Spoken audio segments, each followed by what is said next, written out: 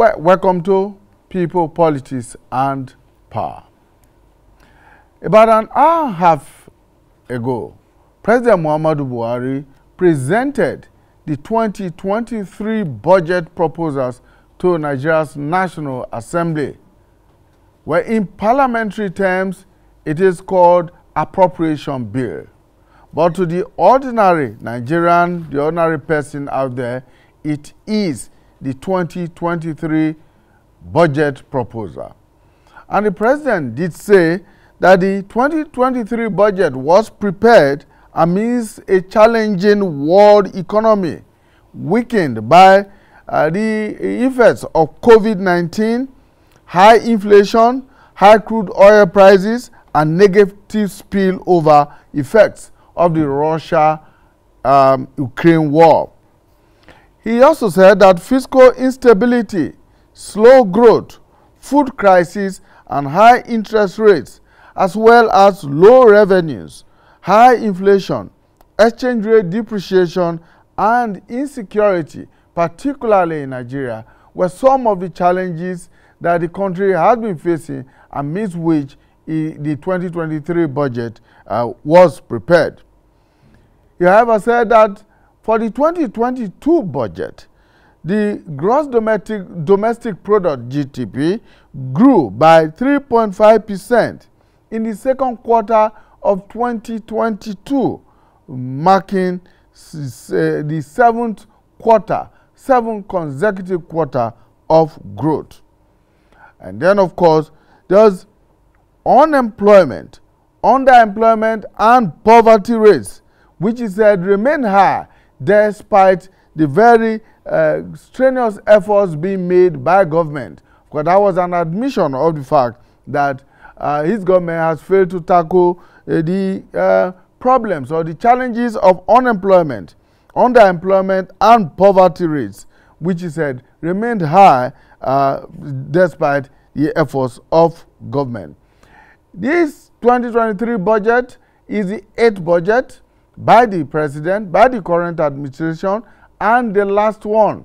And so he had, of course, titled it very appropriately as Budget of Fiscal Sustainability and Transition.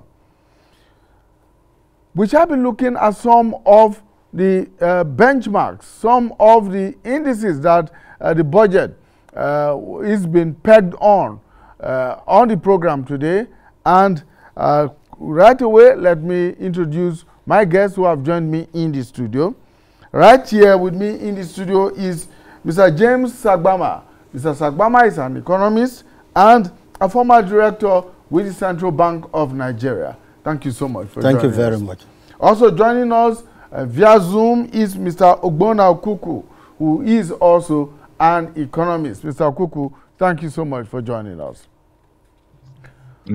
Thanks for having me. Great. We also expect to join us very soon Dr. John Isemede. Dr. Isemede is the immediate past Director General and Chief Executive Officer of NASIMA and a former consultant to UNIDO. UNIDO, of course, being an agency of the United Nations.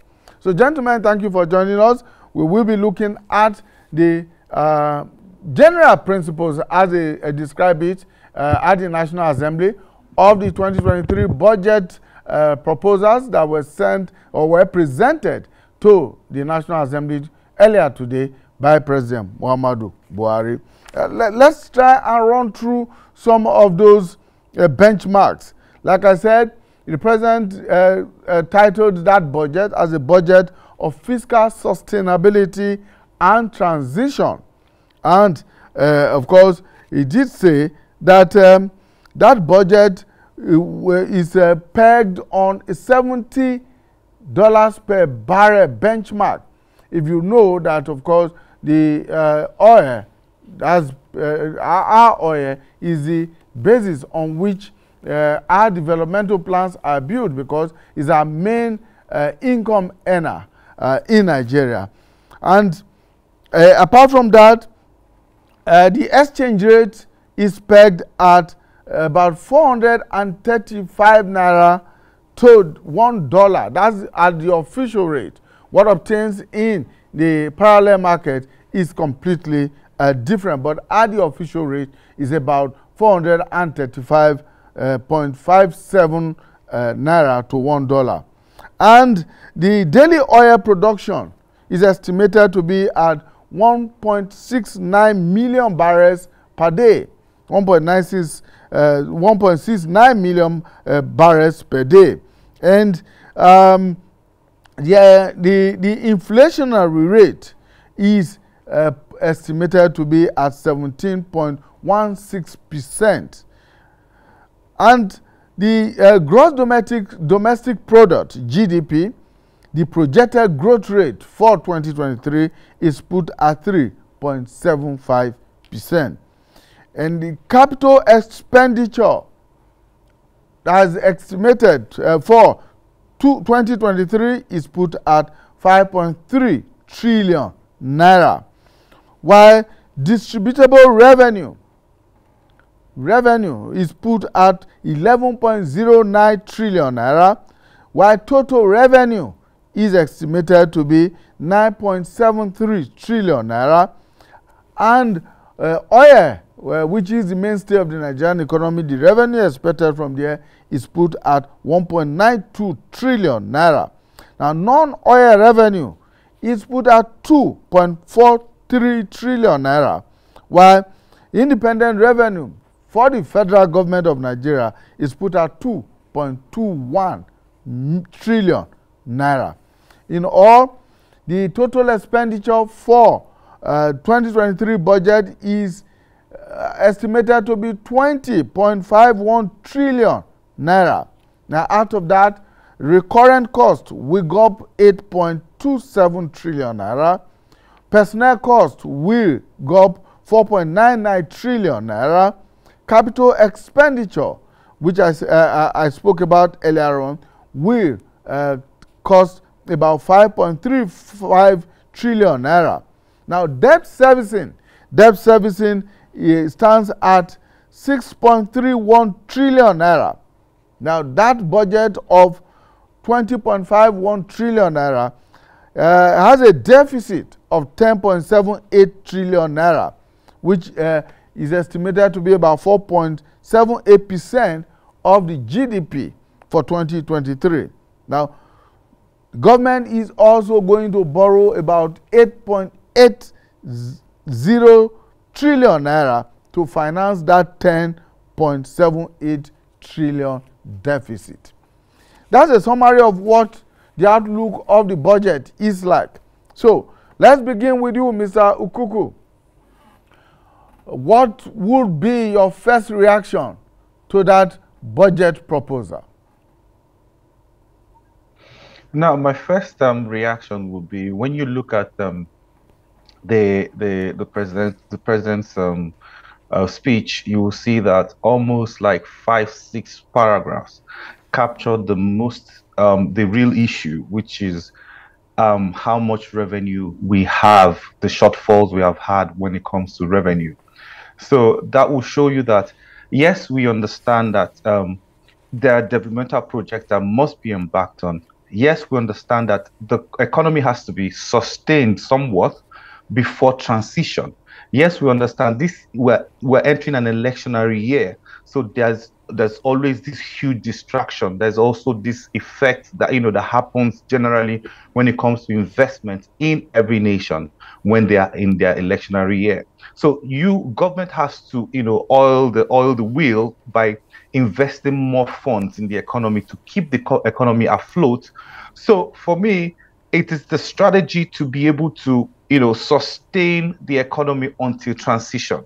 So putting out more liquidity into the economy by providing funds for recurrent expenditure, for capital projects is actually the best thing to do. If not, the economy will go down because one, there's a lot of profit taking that's going to happen in the capital market. So investors will stand on the fence at this point in time to see where the country is swinging to know whether it's a socialist that will win the election or the conservatives or whoever that's going to win the election, to know the direction of investment. So there will be a lot of standing on the fence now. There will be no new investments. So, you know, and there'll be, like I said earlier, there's going to be a lot of profit taken from the portfolio investors. So pretty much it is now for government to make sure that the economy stays liquid. So that is why the only way to go is to make sure that you continue to, oil the wheel of the economy by, putting out a lot of funding to critical areas of the economy. So that's my first take, if you ask me. All right, Mr. Okuku, I'll come back to you in a moment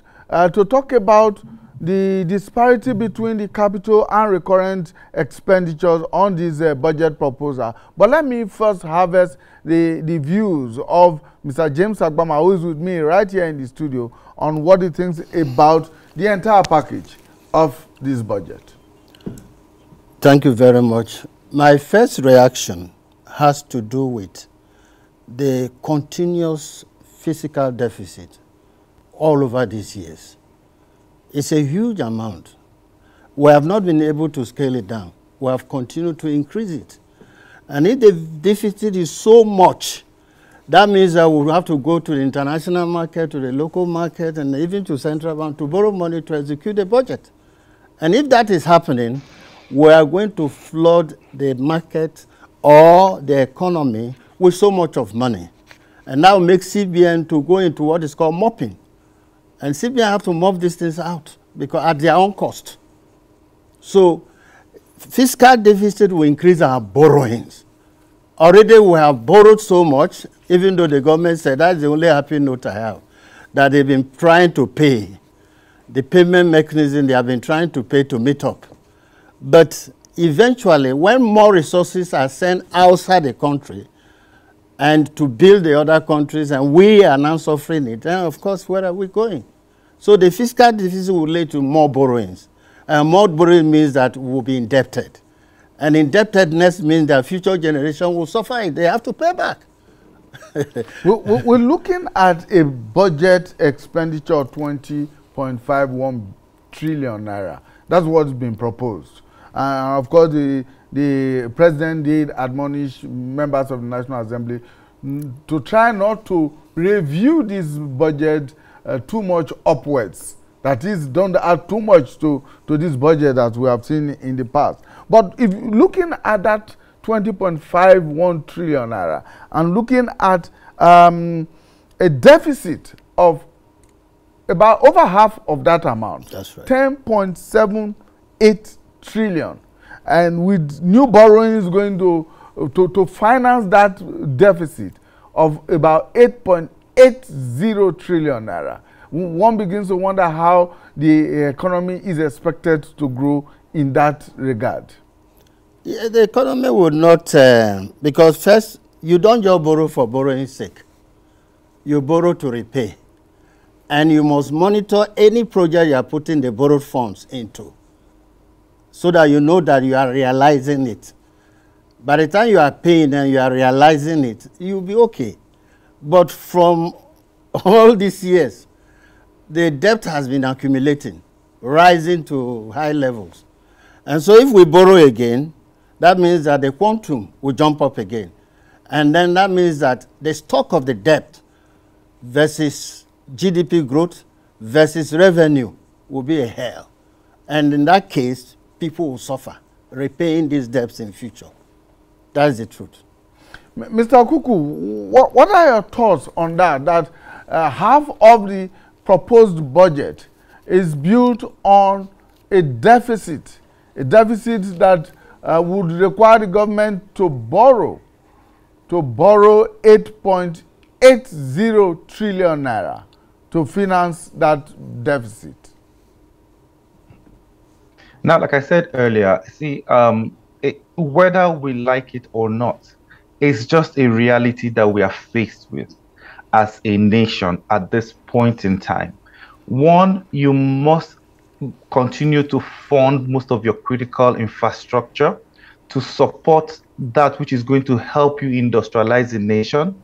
Now, yes, it's also very crucial for us to know that, you see, when we put out information out, put out information like it is going to be a huge issue actually to repay some of these funds.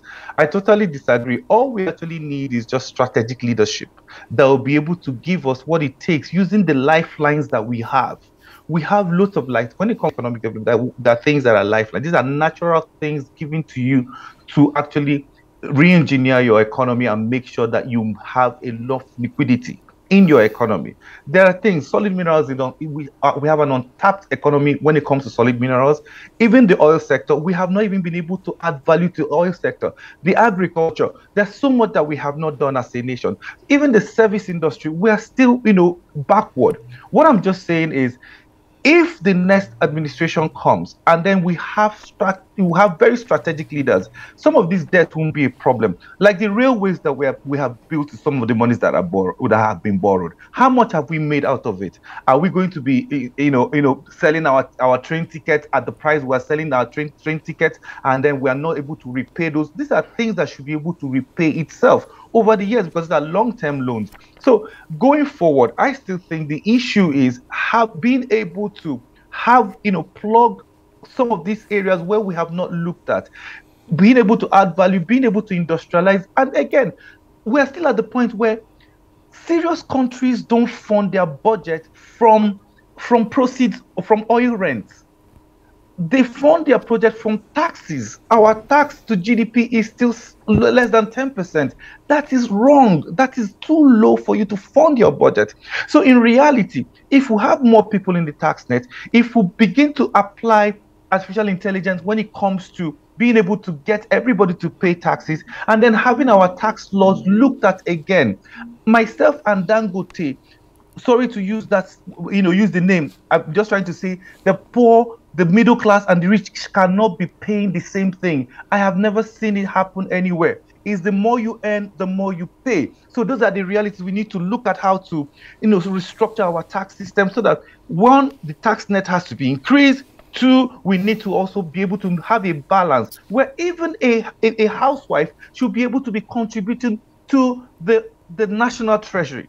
So by the time we get all these things right, I don't think it's going to be a problem to repay some of these loans. But what we should pay attention to is making sure that those funds are applied appropriately, not borrowing to just consume, but to make sure that those borrowing are for projects that will impact the economy invariably. Right. If you take a closer look at the budget, you see that the non-oil revenue aspect of it seems to outweigh the oil revenue, whereas the projected oil revenue is 1.92%. The non-oil revenue is standing at projected at 2.43 trillion, rather 1.92 trillion to 2.43 trillion. And then, of course, there is also the independent revenue side of it, which stands at 2.21 trillion. Is that something to cheer about? Yes. That we are not building our budget solely on oil income? Yes. Yeah, that has always been the conversation, how to diversify the economy, move the economy, an oil rent economy. Now, see, but that also means that, yes, we have done, it's possible. It shows that it is actually possible to actually increase our revenue, away from oil. So, but we need to actually look at it critically and see what are the things that we have done and what are the efforts that we have made, and then we'll be able to increase some of these efforts to make sure that the non-oil revenue, there's a huge increase. I'm talking about, see, I give a very simple example. Chicago Airport makes more money than NNPC. That's an airport in one state in the United States of America. So it goes to show that there are things that you can do to have a lot of income and revenue for a nation. So I always use this as an example. We are, as a country, the largest producers of cassava in the world.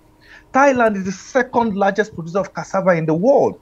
Nigeria earns less than $100 million from cassava, while Thailand, the second largest producer of cassava, earns about $2 billion from cassava. So it goes to show that if you add value to what you have, if you're able to, become a major participant in the global, you become a global player when it comes to global value chain. You earn more resources and you earn more money, and then revenue. It's actually it becomes a revenue source for the nation. So these are things I think we need to look at and make sure that we're on the right track. All right, let's bring in Dr. John Isemede, who's joining us now. He is the past Director General and CEO of NASIMA, former consultant to UNIDO. Dr. Isemede, thank you for joining us. Thank you very much.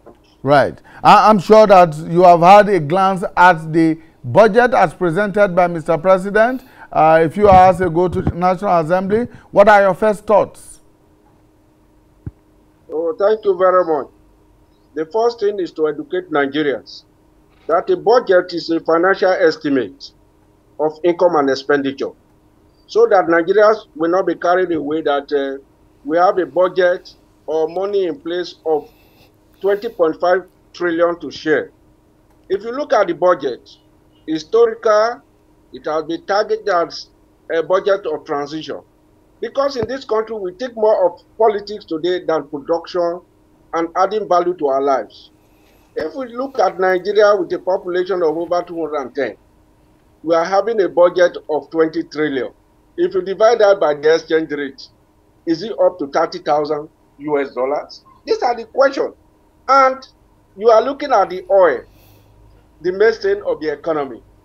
We are not taking of orders. We are not taking of the MDAs. We are not giving targets, leakages here and there. A country that could not produce 1.3 million with the subsidy and oil tax, we are targeting almost 2 million barrels per day. And if we divide that by the population and all that, it's a clear indication that Nigeria is still a very poor country because your take is not up to 200 naira per day. Looking at the budget, the capital expenditure is 5.3. But if you take debt servicing, deficit and borrowing, what is left out of the 20? And we have a program in place where no export is less than 2 billion. And we are dreaming that we are talking of T200 that will be making 200 billion in a year. If we look at the entire scenario, the private sector, will they get dollar at the rate of 435? These are the things. What we should be thinking is not the figure, because it's an estimate, it's not money on the table for anybody to share. But let us.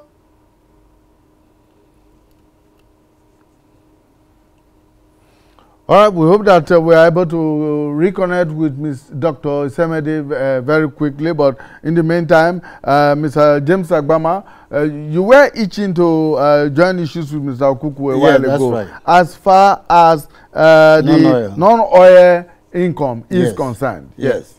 The non-oil income is the right way to go. Because oil income over time, the oil will be finished. The oil will be finished and then we'll start looking for how to generate revenue. But the non-oil aspect has to do with agriculture, industry, and the rest of them. These are continuous productive activities from time immemorial, and they will not finish, as long as we have the land and fertile land. So the non-oil revenue is the right way to go. If now the reverse has come in the past, the oil revenue takes as much as 80% of the budget. But if now the reverse has come and the non-oil aspect is taking more, that means we are making progress. But then, we now ask ourselves, with all these projects, the GDP is still at a low rate of 3 point something. In fact, we have not started. The average for an international level is 5%, the least. When China was growing, China was hitting 14%, 12%, 10%. So we are 3% with the population we have. We have not started. But we need to work hard. We need to prioritize the economy. You can't put every money into every place until you get results. Prioritize and see the sectors that have sectoral linkages. The sector that when you put money, will pull other sectors along, and then you produce more. We have to look at it. I agree with the infrastructural aspect of it, but Are we coordinating very well? Are we getting the value for money? These are some of the issues. I just came back from Delta State. I look at what happened on the roads. I shook my head. And these are the areas for rehabilitation. And these are major trunk lines that you are moving from north to the west or to the east. They are the roads that you must follow. But I knew it took me 3 days to get back to Abuja. So we really have to prioritize, pick the critical infrastructures, do them. There are certain aspects that the government is doing that are critical. But the issue is that monitoring and evaluation and making sure that we get value for the money we have spent is very critical too.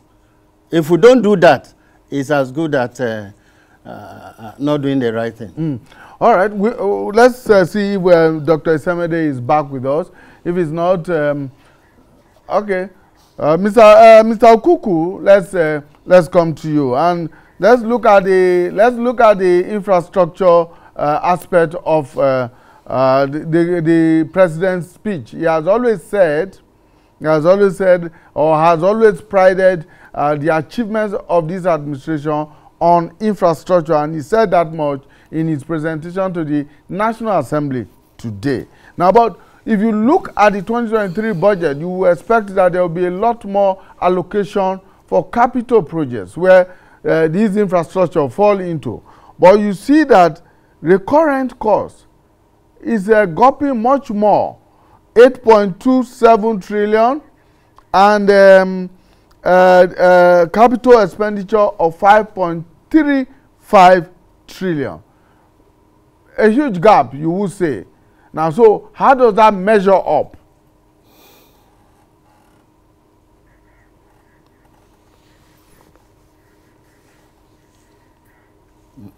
All right, we appear to be having some problems with the Zoom. We hope that we are able to get back to it. So I'll direct that question at you. The recurrent expenditure, including recurrent costs and personnel costs, both of which amounts to about over 12 trillion. And then capital expenditure standing at 5.3 trillion. We expect that given our infrastructural deficit, we should be putting a lot more money into the capital aspect of the budget. Well, that should be the way to go, because the recurrent expenditure is more or less consumption. Consumption by salaries, wages, retirees funds, and the rest of them. They are not going to do anything that will regenerate and produce the economy better. The capital expenditure, yes, that is where the real thing. For instance, let me take an example. The refineries is a major area that we need to work on if we really have to grow out of subsidy and the rest of them. We shout subsidy, subsidy, subsidy, and the refineries are in comatose. How will you think subsidy will stop? More so that you want to help the poor. You want to make sure that the poor does not suffer. And that's why you are paying this subsidy, in order to maintain the old price from what the international price is. So you are subsidizing to keep the price at bay so that the poor ones can enjoy it. But you remove the subsidy, a lot of things will happen. And that's why the infrastructure in the refinery is very, very critical. We have the oil. Get the refineries to work. And when they are working, that is where competition will come. And that's where price will start falling. And when competition drives price down, then people enjoy it.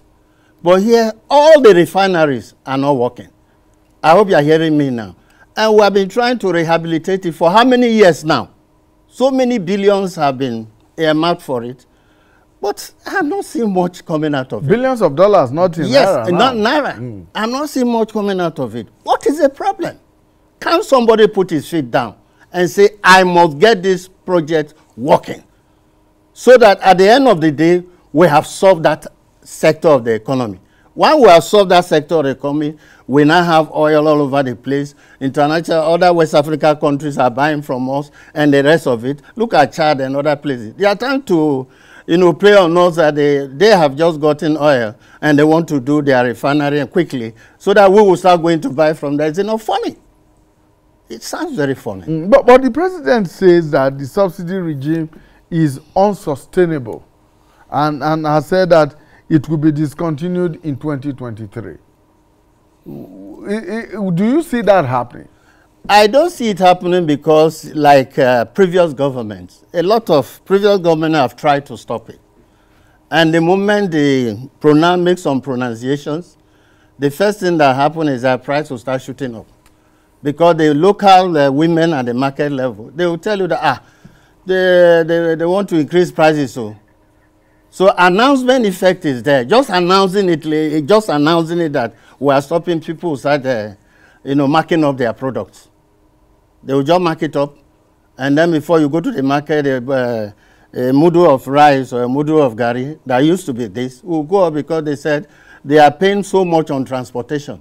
So therefore, they have to do that in order to recover.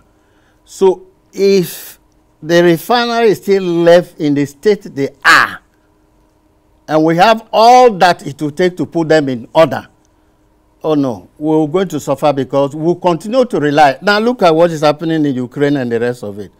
We are trying to now take advantage of what is happening there.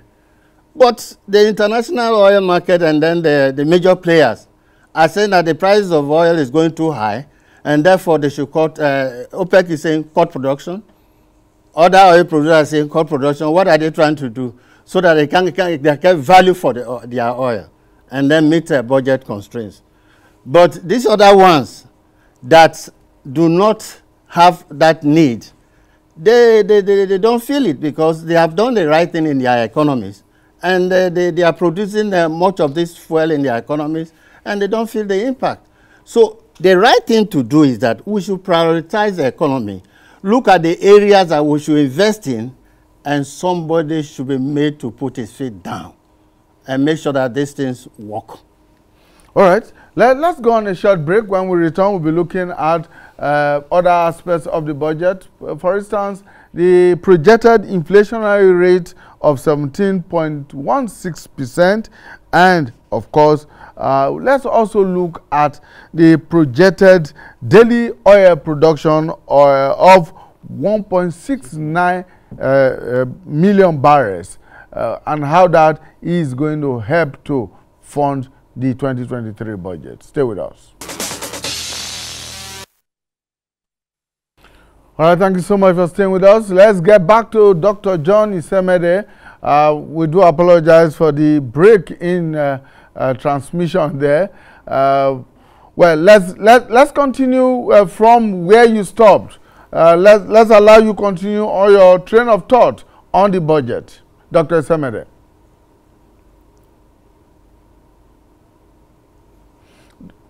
Dr. Isemede, can you hear us?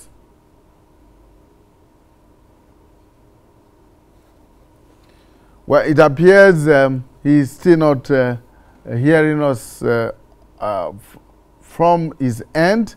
We'll make every effort to get back to him. All right, so, Mr. Sagbama, yes. The president said that the goal of the 2023 budget is to maintain fiscal viability and ensure smooth transition to the incoming administration. In other words, the administration is forward-looking, is already beginning to think of how the next administration would be able to wade through the economic challenges, global and local as they are now, and ensure that Nigerians have some good lives, so to say. But if you look at the inflationary rate that is projected at 17.16%, do you think that that is going to be a challenge for the incoming administration, or do you think that the economic indices as they are today would make it much better than the projection? Well, let me just say it this way. Inflation is a cankerworm. Every country that is prone to inflation, just know that you are running into troubled waters, because the monetary value is completely eroded. Completely. In fact, if you are paid salary of, let's say we are movement, people agitating to get a salary of 35,000 basic minimum, and inflation is there, it will just erode it. It will erode it. The value of the money will be useless at the end of the day because of inflation. Inflation affects all sectors. In an inflationary economy, the rich become richer while the poor become more poorer. So it is not something any economist would love to see. 17-point-something% is not even seen in other developing and advanced economies. Inflation there is tamed down to around 3%. 3%. Highest some 5%. There are economies. There are some developing economies that are even running at higher than that. Yes, but those economies are suffering because by the time you go in and find out what is happening in their economies, there are a lot of problems. Because by the time the nominal value of the money is high, yes, but the real value of the money will go down. It's just like you want to buy a loaf of bread. In the past, we can use 20 naira to buy a loaf of bread. But now, we have to use almost about 400 naira to buy a loaf of bread. So the real value of the money will go down. While even though they give you all the monies of this world, and the real value is going down, then you discover that inflation is a cankerworm. Okay. Well, let's reconnect with Dr. John Isemede. Okay, Dr. Isemede, let's take off from where you stopped. Thank you. Thank you very much.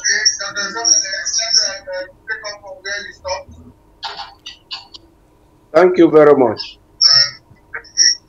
So what I was saying is that, we have a budget of 20 trillion. And you may need to kill the audio of your TV set there, Dr. Isemede, so that we can hear you properly. Whether the budget is a flexible budget,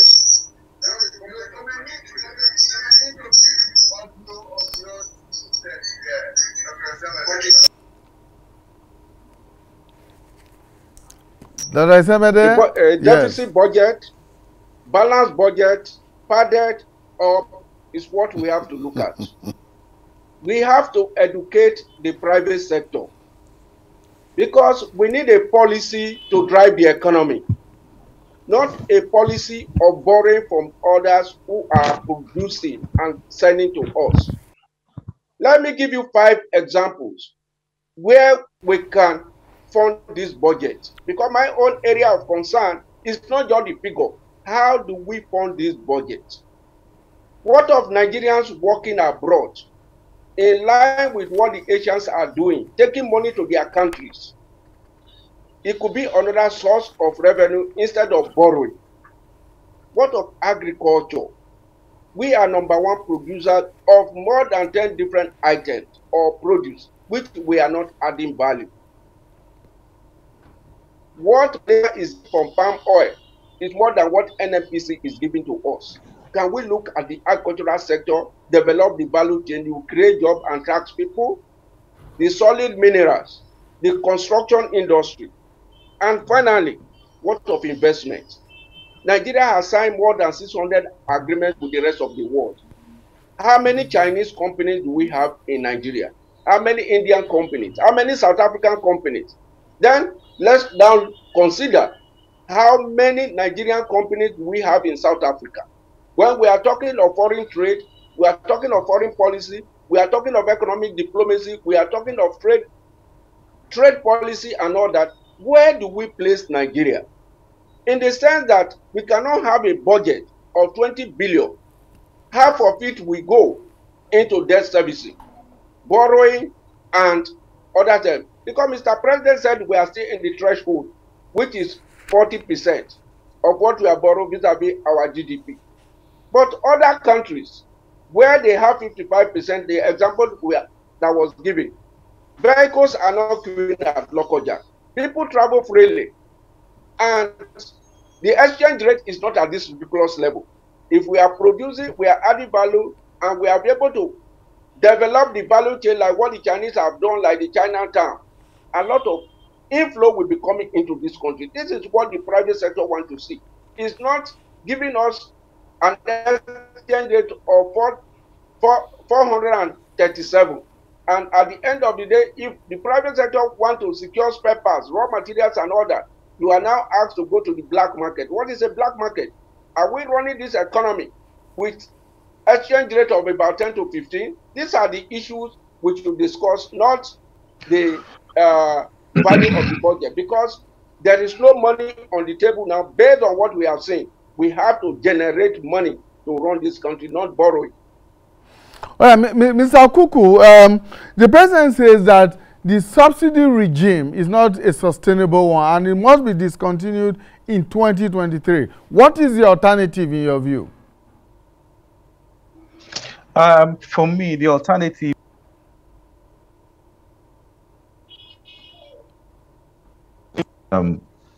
we just hold on.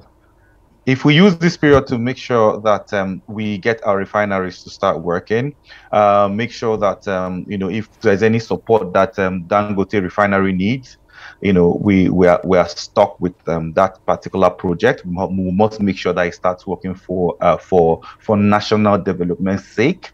And if we then the next thing will now be to see how we can ease off the subsidy regime by having a more strategic, targeted support program that would target the agri sector, those sectors that when inflation begins to hit the economy, it will affect the entire economy. So we'll begin to design programs that will support, even if it's a transport system. There has to be a way where I thought that it would have been easier for the subsidy regime to be managed properly, where there are certain AI applied to maybe transport companies, still, being subsidized. You can still subsidize the transport companies using AI to make sure that those there are specified gas stations that will be able to dispense fuel to tractors, trucks, and transportation companies. That and then the AI is to make sure that that particular distance of PMS you receive is recorded. If not, you'll be penalized if you try to do any these are things that can be properly planned. So those who take goods from one place to the other are the ones who can still buy fuel at subsidized rate, but no.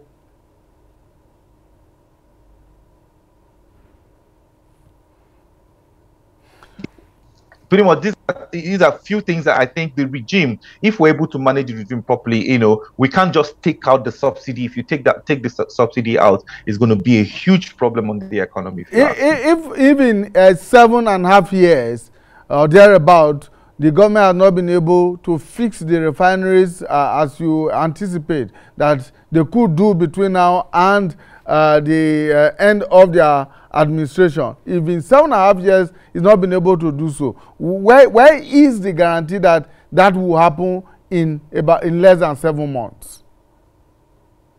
I can't give guarantees. All I'm saying, I'm speaking from an economic development point of view, that these are the actual things that can happen for you to have, that subsidy regime, taken out of the economy, because it's really sucking the economy dry. So I'm saying in real terms. But I think the Minister of Petroleum said, was it the NNPC GMD that said in the next few months that the refineries will start working?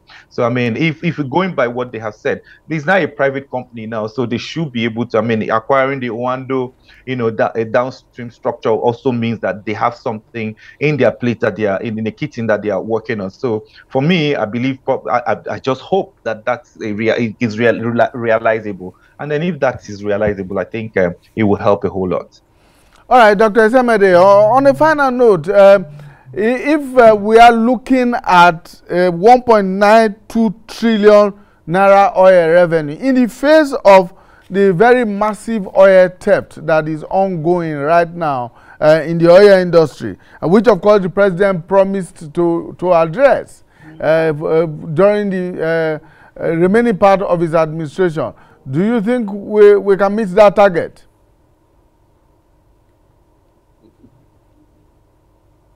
Dr. Esemede. Is that from, is it? Okay.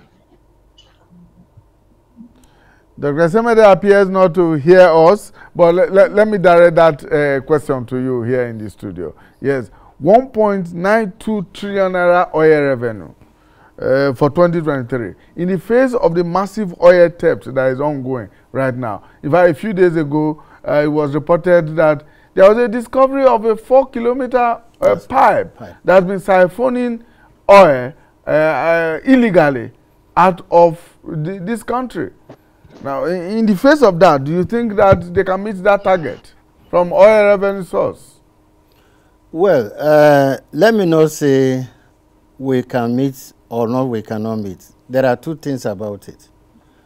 Number one, the theft, the magnitude of that theft. Can it really bring down our oil revenue? That is number one. Because the 4-kilometer distance that they did, I don't know the quantum of oil that they are selling. We have to get the facts right before we now see how it will impact on the magnitude of the oil revenue. On the other side, every little theft that takes place is wrong. So whether there is a magnitude or no magnitude, we should get everything as it is produced and sell it. So if people now go about stealing it and then we are just watching, it's not proper. That's just the truth. So every little amount we can get from that quantum of what is theft, what has been stolen, we should get it into the national coffer. Okay. All right. Well, Dr. Esemede will just, if you can hear us now, let's have you have the last say here on the program, because we are running out of time very fast.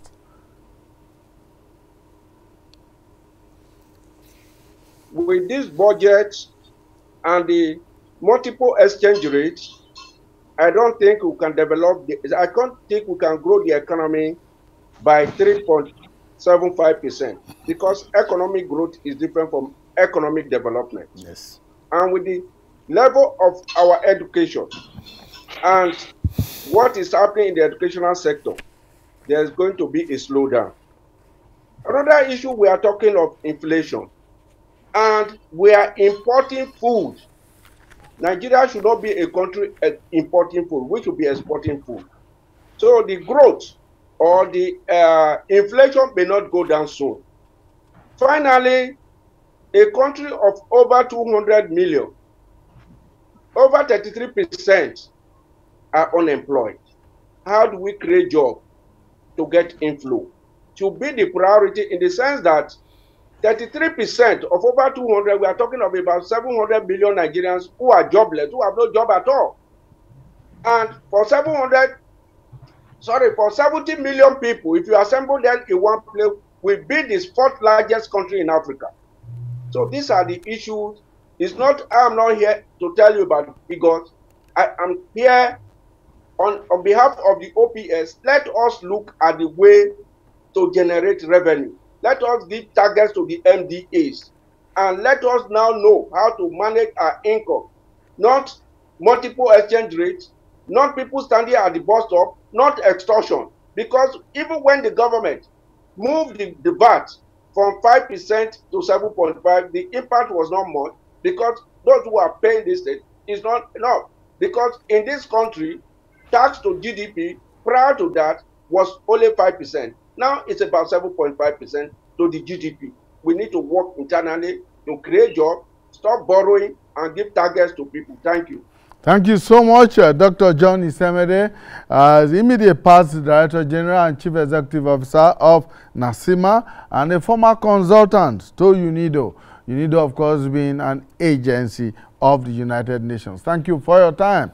And Ogbona Okuku is an economist. He joined us via Zoom from Lagos. Thank you, Ogbona, for giving us your time today. Thank you so much.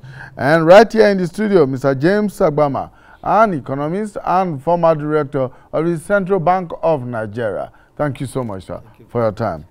All right, that's our program for today. Please join us again when we bring you a fresh edition of People, Politics, and Power.